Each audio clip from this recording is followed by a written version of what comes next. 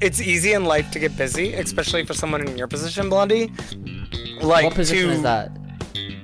Doggy, missionary? Being missionary. No, to What? be, oh my god, eye to eye. Can I put my tongue in your mouth? We can come together. Like, only if it's at the same time. Yeah, only if it's at the same time. I'll be pissed if I go first. Guys, I would like to welcome Tara Pureheart to this stream. Feel free to introduce yourself and let people know who you are. Hello everyone, my name is Tara Pureheart, also known as Luxa Trinity. I'm gender fluid. I'm a male and female fashion model, also a fashion designer. I like clothing a lot and I like expression a lot, so I'm basically what happens when a boy gets tired of boy clothes. Wow. Gender fluid, how does it taste? Delicious. It's like, oh my god, like how vulgar am I allowed to be? My goal is to make everyone some sort of gay. Hardle gay, softle gay, Yeah. whatever gay. No, you I'll be your girlfriend and boyfriend. how long have you been doing fashion? When I was 17, Okay. growing up in Philadelphia, I started Very good, sewing that's great. when I was like 18 or 19 because of cosplay. And Okay. I did the whole cosplay circuit under a different mantra and different moniker for 10 years. After making so many costumes, I was just like, I want to go make clothes now. It's easier and more fun, and like I think cheap. Everything about it is better. It's more suitable. I think more open to because cosplay is it's still a specific niche that people get in. I would say. But when it comes to fashion and things like that, you have more versatility, because as opposed to just doing a character, you're creating something that of your own. Exactly. Yourself, yeah. And you'll wear it more. Like that was the thing, is cosplay, we would spend hundreds of dollars to make a costume and wear it maybe twice ever. Yeah. Absolutely. So coming from that, and then also wanting to buy clothes that didn't exist, I just kind of cut out the middleman and started making my own clothing, and that's what launched everything. Being born in the 80s and seeing boys in makeup and glam rock being and things like that. Yeah, and then also being raised by my older brother who was in love with anime. To be a handsome boy was never in my idea path. I wanted to be pretty. I remember being younger and being when a girl calls me pretty, it's the best thing that she can call me. My boy and girl and enby modes are all very fashion centric. I work with a couple Japanese fashion brands. I'm used to being this is what I would wear if I was going out tonight. I would just go and I would dance. I see. Your Instagram's so fucking amazing. I'm wow, you fucking go all out. I wish I had the passion and dedication to fucking just do that. I used to, but then again I had to conform into society. Yeah, absolutely. I don't, and that's one of the things I fight for the most is when I say I stand with expression and the idea of expression, it takes, this is, the fight still rages on. We're winning and it's not as bad as it was a couple of years ago, but at the end of the day, the fight is raging. What's raging hard? The fight or the born? The fight to not have to conform to any sort of ideal gender or situation. So I present femme at work most of the time, and I'm a senior analyst. I've definitely left an imprint of my idea of what is socially acceptable and things like that. And I think that that's the fight now, is people who are in a position of power, people who have over a certain amount of followers on any platform should take a moment to step back and realize that we can leave the world a little bit better while also grabbing our bag.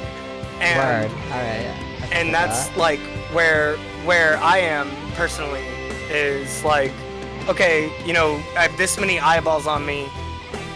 This is gonna suck, but I'm gonna talk about the hard shit, and then I'm gonna go back to being a hoe. That's the first thing you said to me, when you fucking yeah, I'm really just a hoe now. Well, you look you look like a very the bigger the hoops, the bigger the hoe. You look like a very expensive hoe. It's a compliment. As I should. If I ever look cheap, I've done my job incorrectly. I'm so surprised, like, cause I thought we were just gonna fucking like try to flirt with each other for this whole fucking stream and like try to. we'll do, well, I'll call it later. We can do that off stream. I mean, I have a crush. Like. Okay. Like, we'll just get that out in the open. Like, Alright, yeah, hey, sure. Okay, let me Let's kill my go. boner. When did you start in terms of like your social media stage? In terms of like maybe I guess like where you started, or like how it brought you over to Twitch? This is my second Twitch career. I had an equally fruitful original Twitch career, but I identified as a boy, who I still identify as a lot of times Beagle K. He was this rough and tumble, played Dark Souls, played competitive games. I have a Bloodborne tattoo. Like, we were this whole alpha male persona that I created to stream as. And when I came out as gender fluid fully, that alpha male audience was not super cool with that. So scrapped the whole project and went dormant for a couple years and then rebuilt from there as this. Part of your origin story in terms of like therapy art, how did that come to be? I thought about it in the shower and it was cute. Okay, amazing origin story. It's your turn to entertain my chat. I have to pee. Oh, okay, no, I'm gonna go pee at the same time. Hey, let's fucking like ghost them. Let's pee at the same time. What I've learned is being honest is the absolute best thing you can ever be. And I just am.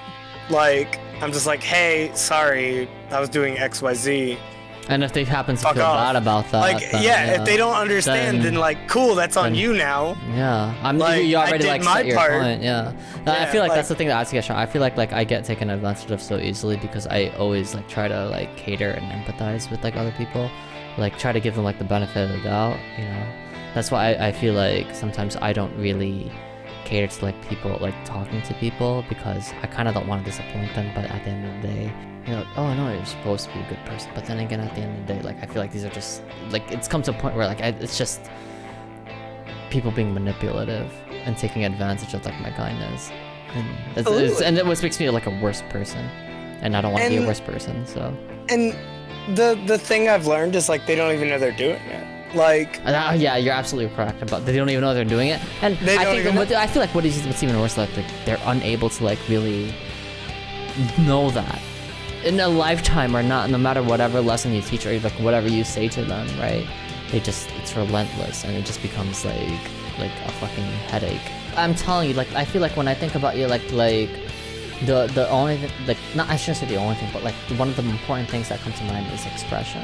And that's what I really fuck with you with. And like I like this is my first time ever talking to you. Like you're like a breath of fresh air. When like push comes to shove, I would lose my entire career and atmosphere to create a space for like 100 people to express themselves in a heartbeat. I'm not fighting to win. I'm fighting to hold a line, because with confidence being in short supply, and it's the one thing I have a lot of, I want to expand their boundaries and give them space. So when the world comes down on them, I'll be that dam in the way. Like, and they'll have their fucking bows. Point them out. Give me a name. Give me a name and I'll eat them alive. I want to give them what I never had. A place to grow. A place to exist. A place to be free. A place to rest their wings. Because outside this camera and outside this light, it's different. It's a whole, It's a different battle. I fucking know when you say that. I fucking feel you when you say that. I'll agree with you. Create that space. I streamed with Tara Pureheart before they fucking blew up. So, Bitch, I've been blown up. You're supposed to be lewd, Tara, and you are fucking lewd. Oh, hi, I'm lewd. I do porn. Exactly. I fuck and then you fucking do this wholesome shit, which is very commendable. I'm a really and good bottom and a really good top. Boobs or butt? Boobs. Boobs or dick? Dick. Alright guys, this is my last stream. It's a pleasure, Tara Pureheart. Thank you for tearing up my... Let's get band together, Blondie. Yeah, let's... Blood pact. Let me go get my knife.